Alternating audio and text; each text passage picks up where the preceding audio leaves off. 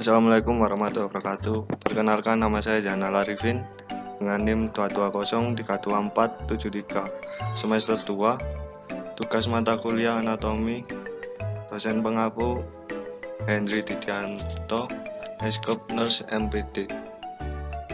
Saya akan menerangkan tentang sistem digestif. Sistem digestif dari rongga mulut. Rongga mulut merupakan bagian dari saluran pencernaan, terletak di mana makanan akan dikunyah dan air liur juga diproduksi oleh tempat tersebut untuk membantu mendorong makanan agar bisa sampai di lambung. Fungsi mulut. Mulut mempunyai fungsi sebagai jalur bagi keluar masuknya udara, menjadi gerbang utama bagi makanan dan minuman untuk masuk ke dalam tubuh.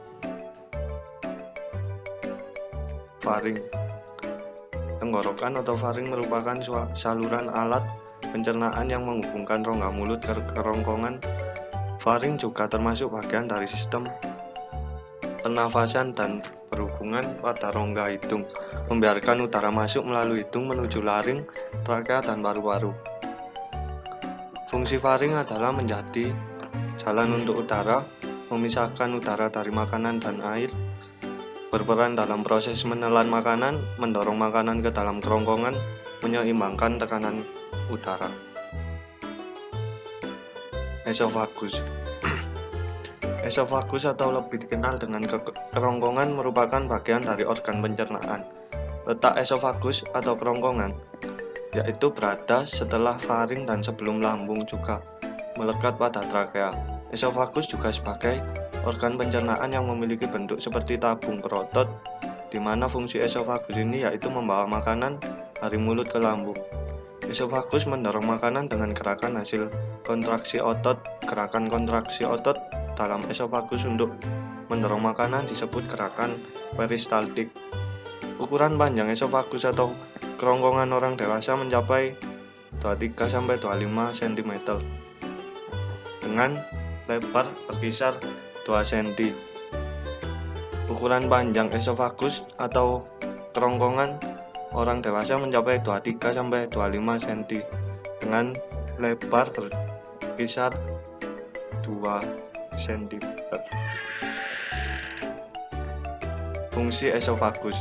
Fungsi utama esofagus adalah untuk mengangkut makanan dan cairan dari faring ke lambung, mencegah difusi pasif zat dari makanan ke dalam darah, dan mencegah refluksi isi lambung ke kerongkongan. Gaster.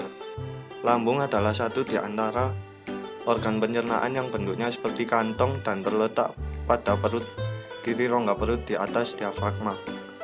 Nama lainnya yaitu ventriculus yang disebut juga gaster. Lambung merupakan organ terpenting pada sistem pencernaan.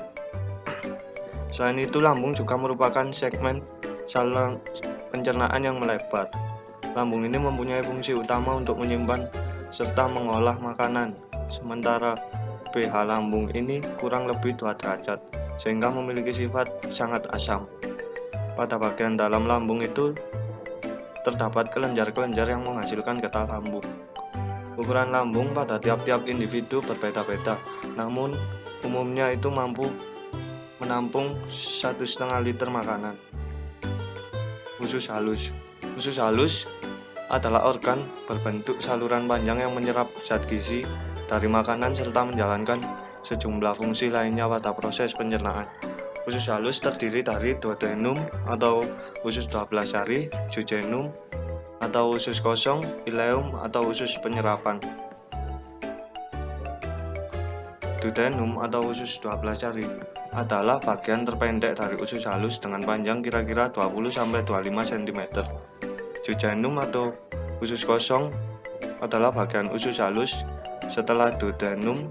Villi bertugas dalam memperluas permukaan usus halus sehingga zat-zat gizi dapat diserap dengan sempurna. Ileum atau penyerapan adalah bagian terakhir dari usus halus. Fungsi utama dari bagian akhir usus halus adalah menyerap zat-zat gizi yang belum terserap oleh duodenum atau jejunum. Kolon atau usus besar adalah organ pencernaan yang mengelilingi seluruh rongga perut. Organ yang disebut juga dengan kolon memanjang dari cecum, kantung yang menghubungkan ileum atau ujung usus kecil dengan kolon sampai ke anus. Kolon terdiri dari 4 lapisan, yaitu mukosa, submukosa, mukularis, propria, dan serosa. Fungsi kolon yaitu menyerap cairan dan garam dari makanan yang telah melalui usus besar untuk mencegah keseimbangan cairan dan elektrolit melalui penyerapan air dalam saluran pencernaan, sebagai tempat diproduksinya vitamin K yang berfungsi sebagai salah satu komponen pembekuan darah. Rektum adalah bagian dari saluran pencernaan bagian bawah. Rektum adalah tempat tinja yang dituju setelah pencernaan menumpuk dan di mana mereka dievakuasi ke luar tubuh. Rektum adalah bagian akhir dari saluran pencernaan antara usus besar atau kolon dan bagian luar. Fungsi rektum bertindak sebagai tempat penyimpanan tinja, sementara rektum menerima kotoran dari usus besar yang turun, yang ditularkan melalui kontraksi otot biasa yang disebut peristaltik. Anus, dubur atau lubang bokong, adalah sebuah bukaan dari rektum ke lingkungan luar tubuh. Anus manusia terletak di bagian tengah bokong. Bagian posterior dari peritoneum, pembukaan dan penutupan anus diatur oleh otot sphincter. Terdapat 2 otot sphincter anal atau di sebelah dalam dan luar. Otot ini membantu menahan feses saat defekasi. Salah satu dari otot sphincter merupakan otot polos yang bekerja tanpa perintah, sedangkan lainnya merupakan otot rangka.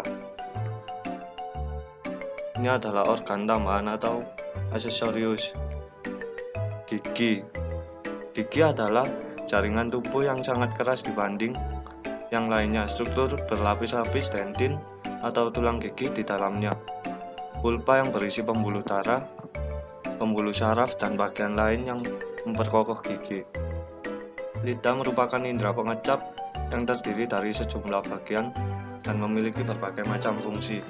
Selain berfungsi sebagai pengecap, lidah juga memiliki beberapa fungsi utama, antara lain membantu kita berkomunikasi, mengunyah, dan menelan makanan. Kelenjar ludah berfungsi untuk menghasilkan air liur. Kelenjar ini memiliki peranan penting, yaitu untuk melumasi mulut agar tidak kering, membantu menelan, melindungi gigi dari bakteri, dan juga membantu pencernaan makanan. Kantung empedu adalah organ berukuran kecil yang terletak di bawah organ hati. Organ ini mampu memproduksi dan menyimpan cairan empedu yang berperan penting dalam proses pencernaan, termasuk mencerna kolesterol yang terkandung di dalam makanan yang dikonsumsi. Sekian dari saya, terima kasih. Assalamualaikum warahmatullahi wabarakatuh.